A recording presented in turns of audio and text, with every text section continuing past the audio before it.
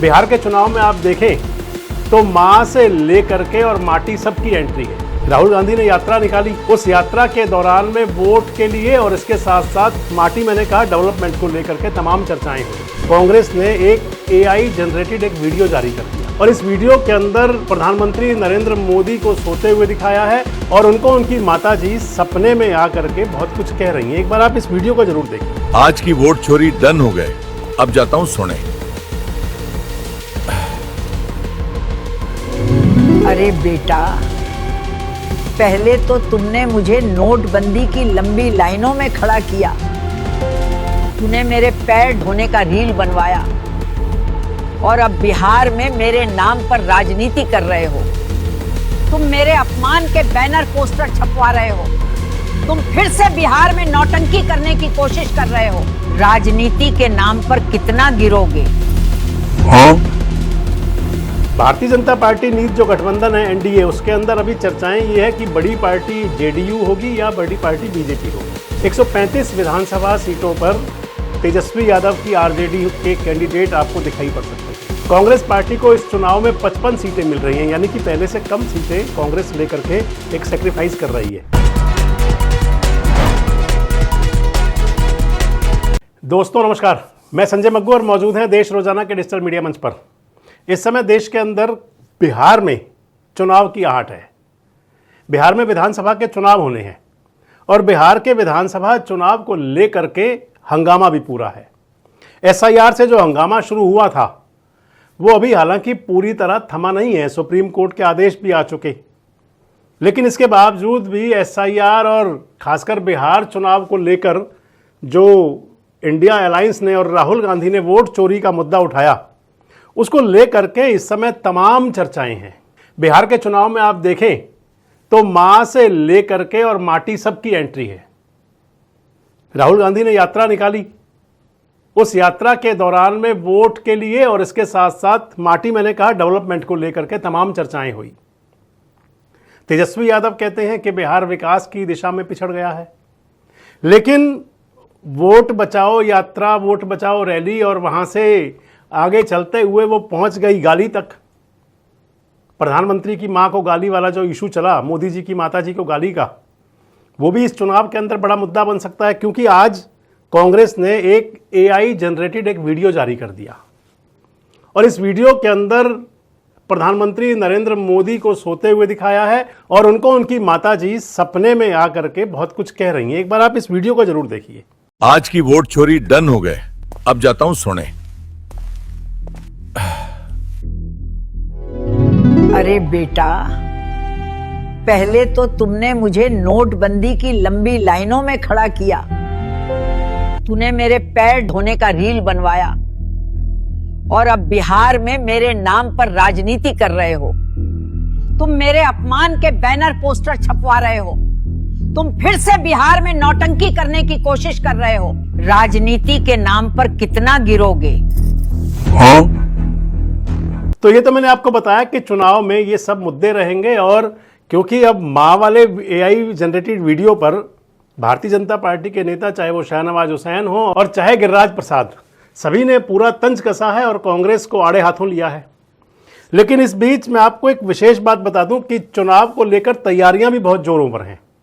एक तैयारियां चुनाव आयोग की हैं, जो कभी भी चुनाव की घोषणा कर सकता है आने वाले अगले 15-20 दिन के अंदर अंदर, और दूसरी तैयारियां पॉलिटिकल पार्टीज के बीच में हैं। बिहार के चुनाव को आप सीधे सीधे मान ले कि यहां आमने सामने का मुकाबला होने जा रहा है। एक तरफ NDA होगा और एक तरफ इंडिया अलायंस होगा। NDA की तरफ से जो पार्टियों के बीच में सीट शेयरिंग की बात है, या जो पार्टियां उसके अंदर अलायंस के अंदर हैं, उसके अंदर JDU है, भारतीय जनता पार्टी है, साथ साथ चिराग पासवान की पार्टी है, लोक जनशक्ति पार्टी, जीतन राम मांझी की पार्टी भी है और कुछ छोटे दल और भी हैं। और दूसरी तरफ देखें तो फिर दूसरी तरफ इंडिया अलायंस के अंदर लालू प्रसाद यादव की पार्टी है, राष्ट्रीय जनता दल। इसके बीच में जो बड़ा दूसरा पार्टनर है वो कांग्रेस है। इसके साथ साथ ही मुकेश सहनी की पार्टी VIP भी इस महागठबंधन के अंदर है, इंडिया अलायंस के अंदर, जिसे महागठबंधन का नाम दिया गया है। कम्युनिस्ट पार्टियां भी हैं, वाम मोर्चा जिन्हें कह सकते हैं। इसके साथ ही झारखंड मुक्ति मोर्चा भी है और एक पार्टी और है पशुपतिनाथ पारस की, यानी कि चिराग पासवान के चाचा की, वो भी लोक जनशक्ति पार्टी है। क्योंकि आजकल उनकी दाल भारतीय जनता पार्टी में गल नहीं रही, तो वो भी इंडिया अलायंस की तरफ बात चल रही है कि वो इंडिया अलायंस का पार्ट हो सकते हैं। भारतीय जनता पार्टी नीत जो गठबंधन है एनडीए, उसके अंदर अभी चर्चाएं ये है कि बड़ी पार्टी जेडीयू होगी या बड़ी पार्टी बीजेपी होगी। क्या बीजेपी सेक्रीफाइस करेगी या जनता दल यूनाइटेड सेक्रीफाइस करेगा? चिराग पासवान कहीं अलग तो नहीं हो जाएंगे, जीतन राम मांझी हमरा बने रहेंगे, या कहीं गड़बड़ तो नहीं हो सकती? अभी ये ऊहापोह है थोड़ी बहुत वहां पर।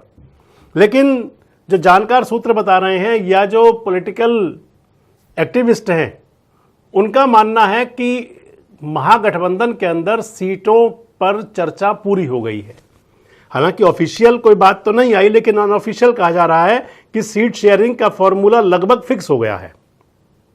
और जो सीट शेयरिंग का फॉर्मूला फिक्स हुआ है, 243 विधानसभा क्षेत्र हैं बिहार के अंदर, और उन 243 विधानसभा क्षेत्र में राष्ट्रीय जनता दल यानी कि तेजस्वी यादव, लालू प्रसाद यादव की पार्टी अकेले आधे से ज्यादा सीटों पर लड़ने जा रही है। 135 विधानसभा सीटों पर तेजस्वी यादव की आरजेडी के कैंडिडेट आपको दिखाई पड़ सकते हैं। कांग्रेस पार्टी को इस चुनाव में 55 सीटें मिल रही हैं, यानी कि पहले से कम सीटें कांग्रेस लेकर के एक सेक्रीफाइस कर रही है। कांग्रेस और आरजेडी के बाद अगर बात चल करें तो फिर मुकेश सहनी की जो पार्टी है वीआईपी, उस पार्टी को बताया जा रहा है कि 18 से 20 के बीच में सीटें मिल सकती हैं। यानी कि लगभग 20 सीटों पर मुकेश सहनी की पार्टी लड़ सकती है, और लगभग इतनी सीटों पर यानी कि 20 विधानसभा क्षेत्रों में ही लेफ्ट पार्टीज यानी कि कम्युनिस्ट पार्टी, वाम मोर्चा के कैंडिडेट आपको दिखाई पड़ सकते हैं।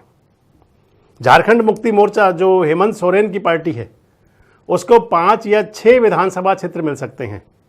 और पशुपतिनाथ पारस अगर आ रहे हैं तो उनके लिए भी 5-6 सीटों का जुगाड़ रखा गया है कि 5 या 6 विधानसभा क्षेत्रों पर पशुपति पारस के कैंडिडेट भी चुनाव लड़ लें।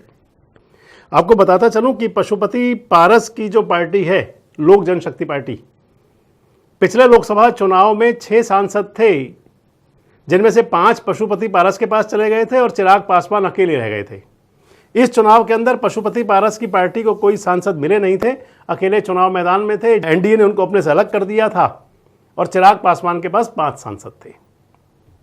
अब देखना यह है कि इंडिया अलायंस की जो बातें आ रही हैं, यानी कि सीट शेयरिंग की बात जो मैंने आपको बताई, ये कितनी पुख्ता रहती है। यानी कि जो अपुष्ट सूत्र बता रहे हैं, जो अनऑफिशियल जानकारी है, वो तो लगभग यही तय है कि 135 सीटों पर आरजेडी, 55 सीटों पर कांग्रेस, 18 से 20 सीटों पर मुकेश सहनी की वीआईपी, 18 से 20 सीटों पर ही वाम मोर्चा, झारखंड मुक्ति मोर्चा 5 से 6 और पशुपतिनाथ पारस की पार्टी भी 5 से 6 विधानसभा क्षेत्रों पर चुनाव लड़ सकती है। आपको क्या लगता है, क्या इसी आंकड़े पर समझौता होगा और या फिर सीटों में कुछ जमा घटा हो सकती है? एनडीए कब तक अपनी सीट शेयरिंग के फॉर्मूले को फिक्स कर सकता है, और क्या जो पार्टियां जहां बनी हुई हैं वहीं बनी रहेंगी और या फिर कहीं हेरफेर हो सकता है? कमेंट बॉक्स में जरूर बताएं। जुड़े रहे हमारे साथ, देखते रहे देश रोजाना। हमारे साथ जुड़े रहने के लिए सब्सक्राइब करें देश रोजाना के YouTube चैनल को और नई वीडियो की नोटिफिकेशन पाने के लिए बेल आइकन जरूर दबाएं। अगर आप ये वीडियो फेसबुक या इंस्टाग्राम पर देख रहे हैं तो पेज को लाइक और फॉलो जरूर करें और ज्यादा से ज्यादा शेयर करें।